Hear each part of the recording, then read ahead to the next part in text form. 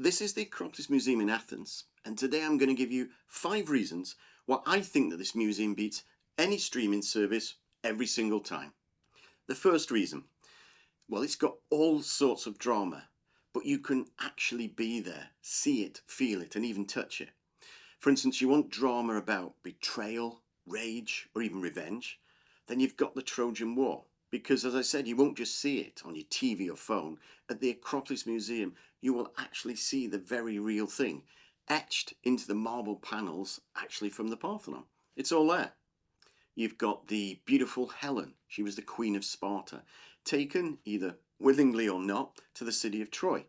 Then you've got the mighty Achilles and his troops withdraw from battle due to a bit of a dispute, bit of an argument with Agamemnon.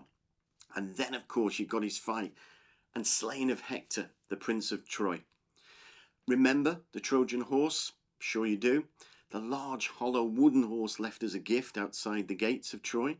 It was filled with soldiers, and then when the horse was taken in, they sneaked out at night, opened the gates, let the rest of the Greek army in, which led to the eventual fall of Troy.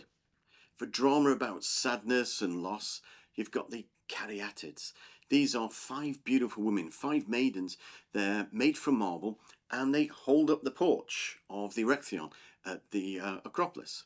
But one of them is missing. Why? Because it's at the British Museum. Did they get permission, or was it stolen? I'll explain everything in the third reason.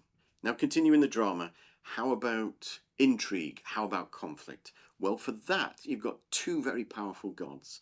You've got Poseidon and Athena. Now, both of these gods wanted to be boss of a brand new city. And to win, they had to give the people a really good present. Poseidon, he kicked off, banged his trident on the ground and made a saltwater spring appear, which is great for sailing, not much else, certainly not for drinking. But Athena, goddess of wisdom, she gave them an olive tree, and that meant food, it meant oil and wood. And that spoke to the people's needs. So they named their city Athens after her. Of course they did. And the final bit of drama, how about heroes? How about villains? Well, for that, you've got the legendary king Theseus and his epic confrontation with the Minotaur. Remember that one? It's a story that resonates even today. Now, Theseus, he wasn't facing a green screen CGI monster. He was facing an absolute terror, half man, half beast. Second reason, ditch the binge watch, dive into reality. Look, I love a good binge watch as much as the next person, I do. But sometimes you just need to get up, look away from your phone and feel history. And that's one of the reasons why the Acropolis Museum beats streaming. It isn't passive viewing. You're actually there, you're actually living it and witnessing it. You're experiencing the world as it was 25 centuries before you and I were even born. So you're not just seeing 5 stone maidens, the Caryatids. You're learning about their significance, their stolen sister, if you will, and why the people of Greece want her back. You're not just memorizing dates and memorizing names. You're becoming, I suppose, Indiana Jones, deciphering symbols, piecing together legends, and unlocking the secrets of the past. Third reason, the Parthenon marbles.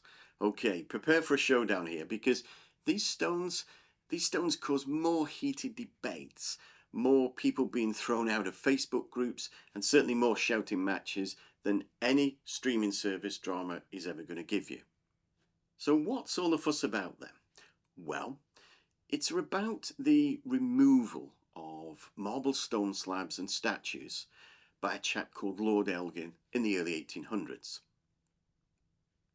And there's 2 arguments, 2 sides, if you will. The first is that Lord Elgin, he had permission to do it. So imagine this. You find an old building, you ask if you can take some of the marble things from around the top, and they say yes. So you spend a lot of time and money just doing that. The British Parliament then buys them off you, and they buy them off you for less than you paid. And then they're given to the British Museum, which still holds them today. Now, years later, you're told to give them back, even though you had permission. Then there's the other argument. No, Elgin didn't get permission, he stole them. So again, imagine your home.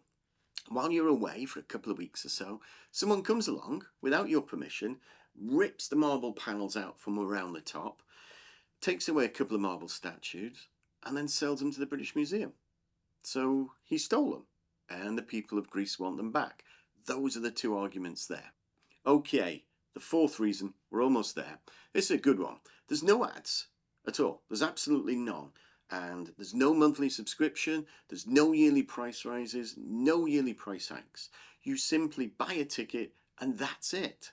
You can actually even book your tickets online before you fly. That's generally what I do. I go for the relatively unknown Athens City Pass. I'll stick a link to that and others down below. But reason I get that, the Athens City Pass, is because not only does it get me into the Acropolis Museum, but it also gets me into all of the other top museums as well, for far less than you would actually if you paid them separately, individually. Plus, you also get a 48-hour ticket for the, well, I suppose it is quite famous, the hop-on, hop-off bus. Take you around the city as well, drop you off, and you can see other sites as well. All of it for around 60 quid, £60, or about €72. As I said, I'll stick links in the description below to that and the other tickets as well, so you can have a look yourself. But did you know that there's also a great cafe and a great restaurant there? And you don't actually need a ticket if you just want to go and eat. That's right, there's no charge whatsoever. And it's got amazing, fantastic views of the Acropolis, which I guess leads us very nicely into the fifth and final reason. It's cafe and restaurant. So, picture this. You've been on your feet all morning. Your mind is absolutely buzzing with everything the museum has to offer. In other words, as we say in the UK, you're absolutely knackered. What next? Well, you head to the cafe, you head to the restaurant, you grab a seat, and believe you me, you are greeted with a view that's basically a live-action postcard. We are talking panoramic views of the Acropolis, the Parthenon, and even parts of the city. And as I said earlier, you don't even need to pay for an entry ticket. So let's be honest, no streaming service can compete with that kind of view.